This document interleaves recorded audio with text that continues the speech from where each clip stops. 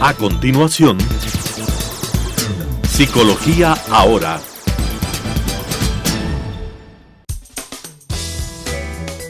Clasificación A. Apto para todo público.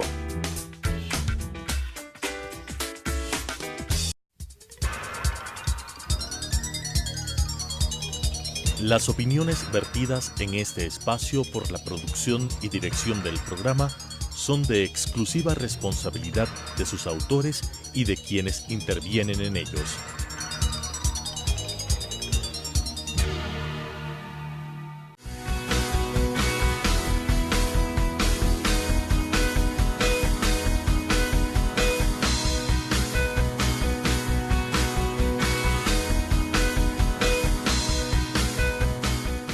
Buenos días, queridos amigos televidentes, qué gusto tenerles aquí otra vez en su programa Psicología Ahora, el consultorio desde Telesucesos hasta tu hogar, para que tú te pongas al día con las últimas técnicas terapeutas, con los mejores profesionales de aquí de Quito y del país, y que sepas más o menos qué está pasando en el mundo de la terapia. También hablamos de temas muy coyunturales e interesantes del mundo de la mente, las emociones, la psicología.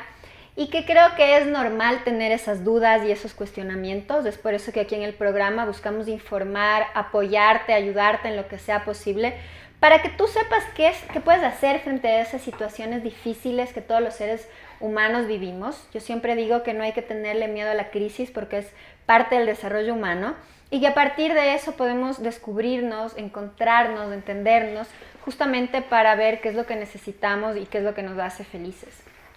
Es por eso también que yo siempre recomiendo ir a terapia, no porque sea psicóloga, sino porque todos los seres humanos tenemos algo que trabajar, algo que descubrir. Pueden ser patrones que se repiten, pueden ser miedos, traumas, situaciones con los padres, situaciones internas que nos obstaculicen un mayor desarrollo. Así que es muy bueno ir a terapia porque siempre hay algo que trabajar. De hecho, siempre las personas deberían ir a terapia a lo largo de su vida, porque uno nunca termina de trabajar con uno mismo, de desarrollarse, y más bien es muy meritorio ese trabajo interno. Les recuerdo que Psicología Ahora pasa los días martes a las 10:30 por Telesucesos. El reprise es el sábado a las 12:30. Y también nos pueden ver en YouTube poniendo Telesucesos Psicología Ahora. Van a encontrar los últimos programas que hemos tenido a lo largo de estos 3 años, aunque el programa ya lleva al aire 8.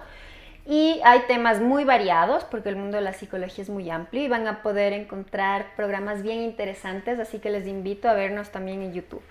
Hoy día estamos con el doctor Carlos Hermosa. Él es psicólogo clínico y también es máster, estudió en Colombia.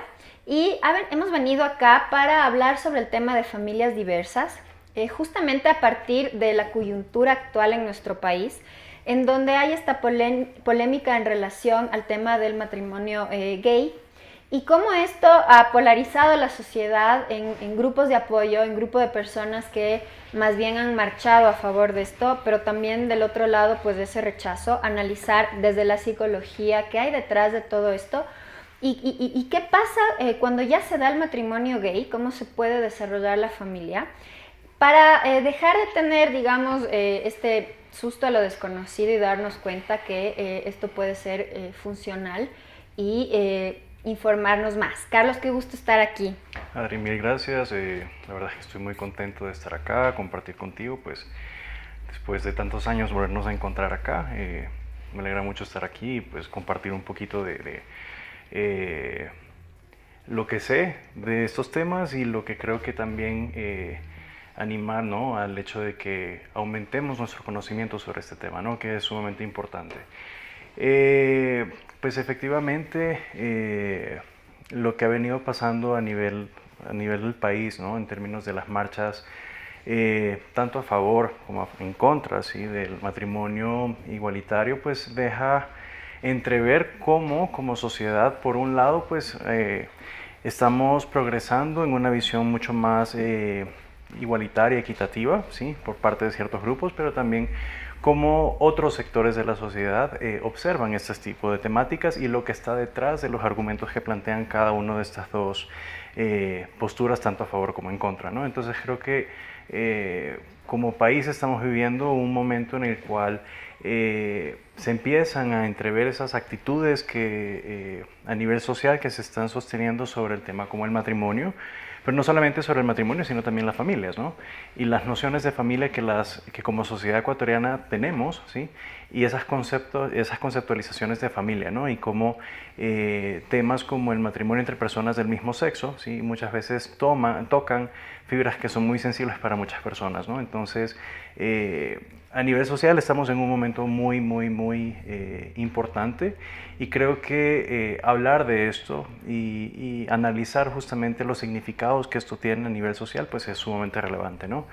Creo que desde una perspectiva psicológica, desde una perspectiva investigativa, creo que es un momento como para poder entender cómo como sociedad entendemos temas muy trascendentales como la sexualidad, cómo entendemos la orientación sexual, cómo entendemos el género, cómo entendemos la identidad con el género, la identidad con la orientación sexual, cómo entendemos estas distintas dimensiones de la sexualidad, y la sexualidad como una faceta, ¿no?, de la identidad de las personas. Entonces, es un momento de ver justamente cómo esas nociones de sexualidad, familia, empiezan a de alguna manera tocarse a nivel muy nuclear de las personas, y cómo eso hace que se expresen posturas tanto a favor como en contra, ¿no? Ahora pienso que estamos en una época en donde ya hay estudios, ¿no?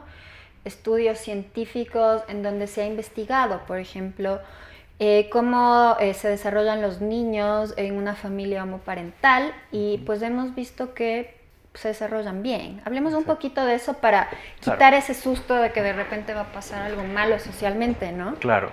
Entonces, cuando pensamos en los argumentos que se presentan justamente frente al tema de el matrimonio igualitario, claro, muchas posturas plantean como lo siguiente que viene es la adopción, ¿sí? Y la pregunta que surge en muchas personas es qué va a pasar con los niños que crecen dentro de este contexto, ¿sí? Los estudios sobre familias homoparentales no son nuevos, son estudios que se vienen desarrollando desde los años 70, ¿sí? Justamente a partir del cuestionamiento de ¿será que los hijos de padres gay y madres lesbianas van a ser también gay y lesbianas? ¿Sí? Si es que la orientación sexual es algo que se aprende dentro de ese contexto simplemente por verlo, ¿sí? Entonces, muchas de las preocupaciones que se tienen a nivel social tienen que ver con eso, o sea, con la idea de que la orientación sexual es algo que se aprende viéndolo, ¿sí? Si yo veo a mis padres y son homosexuales, entonces yo también voy a ser homosexual. Ese es el fundamento de esta creencia. ¿Y esta creencia que es verdad, es mentira? Los estudios dicen que no, ¿sí? Si es que uno ve, el desarrollo de las personas que se identifican como homosexuales, ¿sí?, o bisexuales, ¿sí?, muchas veces nos damos cuenta de que provienen de contextos de familias heteroparentales, familias de un padre y una madre, ¿sí? Lo cual de alguna manera desacredita esa idea de que la orientación sexual es algo que se aprende viendo, ¿sí? Los estudios muestran, o sea, se ha visto como los estudios han hecho muchas veces seguimiento de gemelos, han hecho tratando de encontrar correlatos biológicos y genéticos con el fin de poder expresar justamente entender cómo se expresa la orientación sexual homosexual.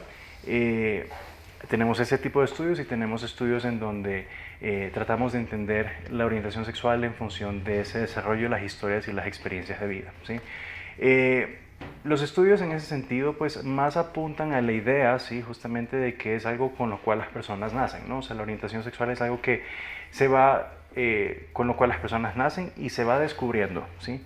Y ese proceso de descubrimiento de la orientación sexual es algo que es muy individual, son trayectorias individuales, la historia de vida de cada persona es completamente diferente. Hay personas que dicen que lo descubrieron en los primeros años de vida, 6, 7, 8 años, ¿sí?, a través de experiencias ya sea con compañeros, etc. O hay personas que lo descubrieron años después, ¿sí?, ya incluso después de haber estado casadas, ¿sí? Entonces, tenemos distintas trayectorias del desarrollo de esa orientación sexual, y cada vez nos damos cuenta de que es un proceso muy individual de descubrimiento, ¿no? Y que se facilita o se dificulta en función de ese contexto. Entonces, si creamos condiciones contextuales más favorables en donde se promulgue o se planteen ideas de aceptación, entonces para esas personas que sienten una orientación sexual diferente pues, a la orientación heterosexual, vamos a tener personas que con mayor facilidad van a poder afirmar que son gays, lesbianas, ¿sí? Ahora pienso que hay una dificultad justamente en el ámbito psicológico de las personas que son homosexuales, porque hay tanta represión en nuestro contexto social y familiar que muchas veces hay un sufrimiento interno para mencionar a su familia o a la sociedad cuáles son sus tendencias sexuales, ¿no es cierto? Y en eso se puede dar un maltrato psicológico a estas personas, ¿no? Yo he visto, tal vez es un poco polémico lo que voy a decir, pero he tenido papás que van al consultorio y me dicen, oiga, haga algo porque no quiero que mi hijo sea gay. Acto seguido yo les explico que más bien ellos tienen que trabajar en aceptar esto, porque no es una cosa que se pueda modificar o que sea una patología, ¿no? Claro, no lo es. Pienso que en el pasado había esta idea de que había una patología atrás, ahora no. Expliquemos un poco eso, ¿no? Sí. Porque hay personas que por falta de información creen que es algo disfuncional o es una enfermedad, cuando realmente en el DSM-4 no hay nada que diga que esto es así. Exactamente, sí. Bueno, la homosexualidad como patología dejó de serla desde 1973. Entonces ya llevamos bastantes décadas desde que efectivamente se concibe a la homosexualidad, ¿sí? Como algo completamente una expresión más de esa diversidad sexual, ¿no? Pero socialmente todavía están arraigadas muchas ideas, ¿sí? De la homosexualidad como algo pecaminoso, como algo que es una enfermedad, como algo que se aprende viendo, ¿sí? Entonces todavía existen estas ideas completamente erróneas, ¿sí? Que en últimas han generado mucho estigma, ¿sí? Ese estigma muchas veces se transmite a través de expresiones como por ejemplo malas palabras o por ejemplo bromas, como bromas, ¿no? Como ay, alguien me gusta, ay, qué desperdicio, es gay, ¿sí? Cuando decimos ese tipo de cosas estamos de alguna manera transmitiendo, ¿sí? Un prejuicio, ¿no? O sea, observar a esa orientación sexual como algo menos o algo diferente o algo como algo que no es igual a esa heterosexualidad. Entonces partimos de un contexto en donde se observa esa orientación sexual como menos, ¿sí? Entonces, claro, si es que adicional a eso sumamos un contexto en donde se nos dificulta hablar sobre sexualidad, tenemos ideas erróneas sobre estos conceptos o estas dimensiones de la sexualidad, lo más probable es que se genere un contexto, ¿sí? Social en donde cualquier orientación sexual diferente a esa orientación sexual normativa, ¿sí? Por eso se habla de heteronormatividad, ¿sí?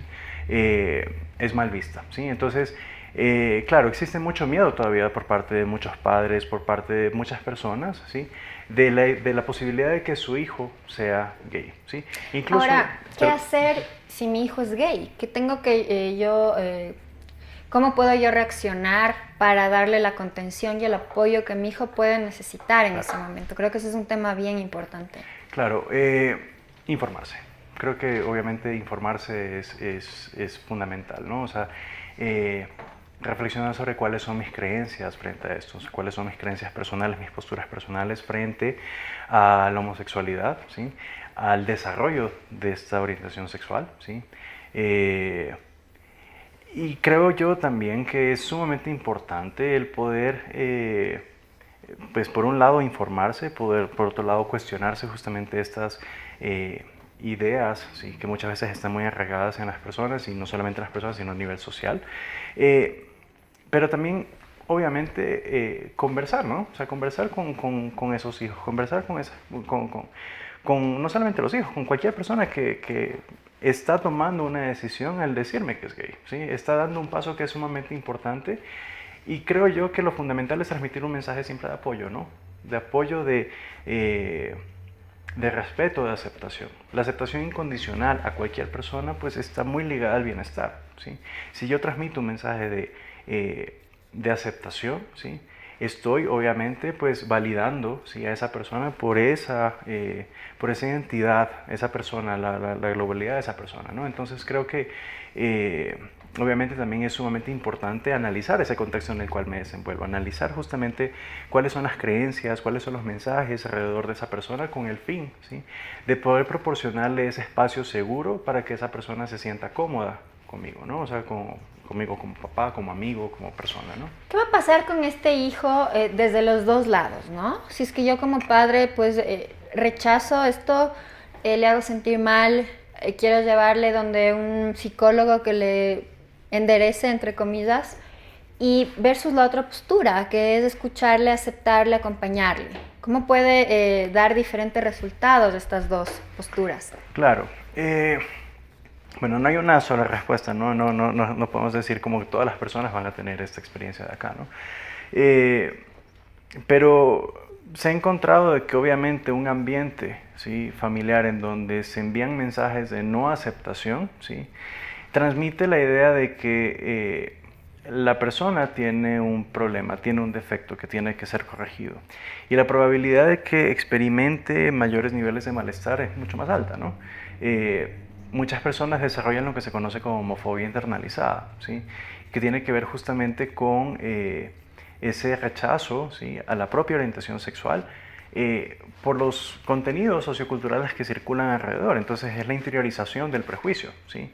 Entonces muchas personas que han sido rechazadas dentro del contexto familiar desarrollan esta homofobia internalizada, y eso explica muchas veces por qué cuando uno ve los estudios más poblacionales, por ejemplo, muchas veces en ciertas poblaciones y subpoblaciones de la comunidad LGBTI se expresan, por ejemplo, mayores niveles de ideación suicida o mayores niveles de ansiedad, mayores niveles de depresión, ¿sí?, por el hecho de la no aceptación. Entonces, no es un solo camino lineal de no te acepto, me voy a suicidar, sino que empieza a generarse como una serie de factores que hacen que las personas tiendan mayores dificultades para aceptarse y por ende recurren muchas veces a conductas, ¿sí?, desadaptativas o conductas que pueden de alguna manera pues, afectar, ¿sí?, personalmente a la persona, ¿no? Y de ahí también, en caso de que sea aceptado, o sea, en caso de contar con el otro escenario, lo más probable es que la persona va a tener una red de apoyo, ¿sí?,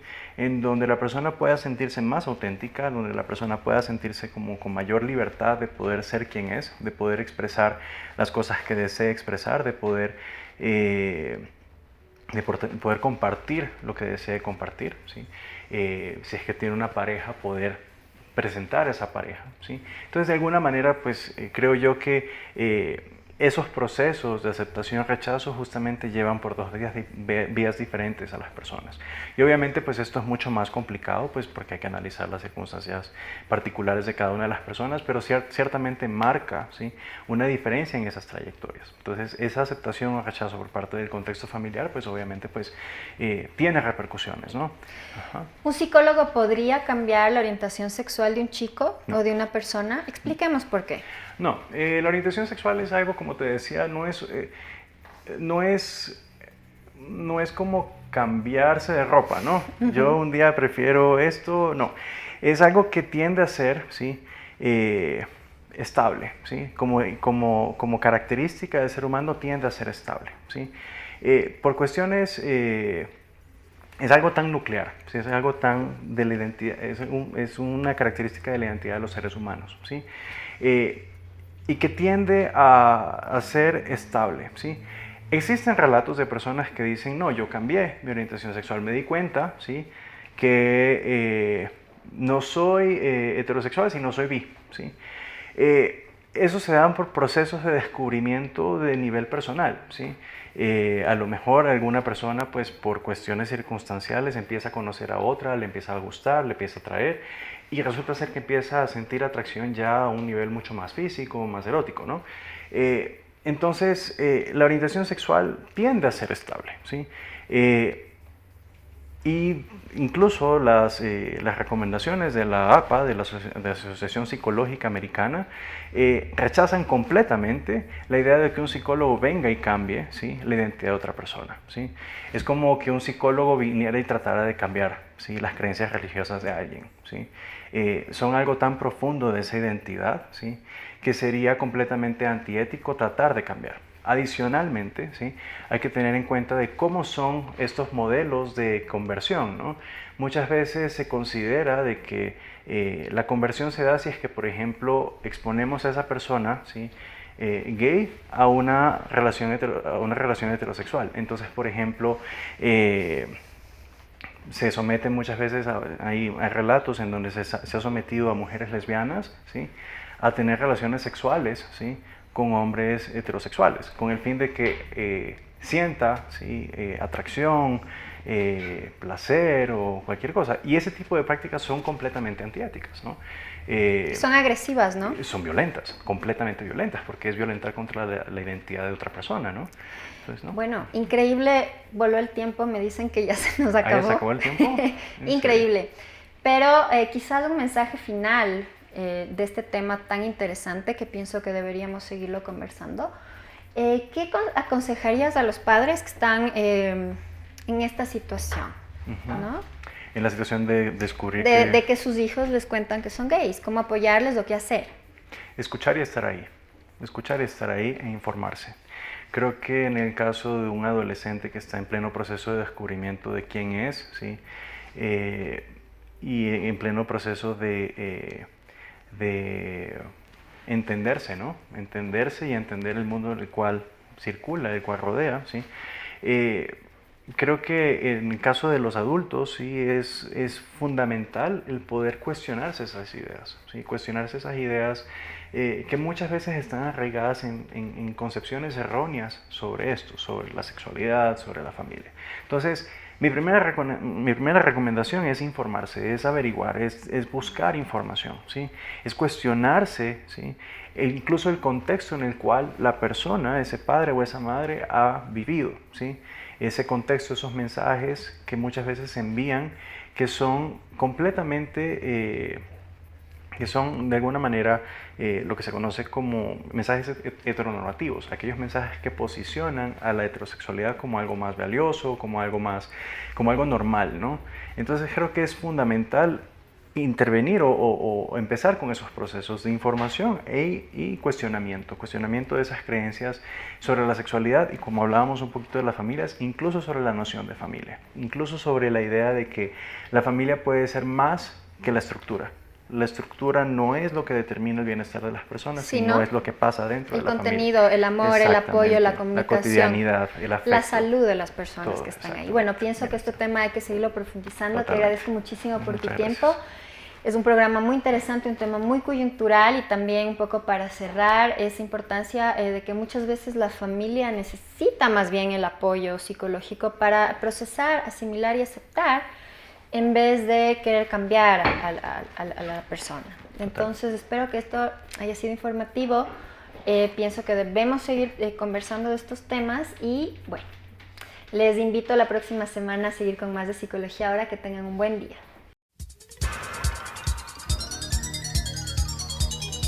Las opiniones vertidas en este espacio por la producción y dirección del programa son de exclusiva responsabilidad de sus autores y de quienes intervienen en ellos.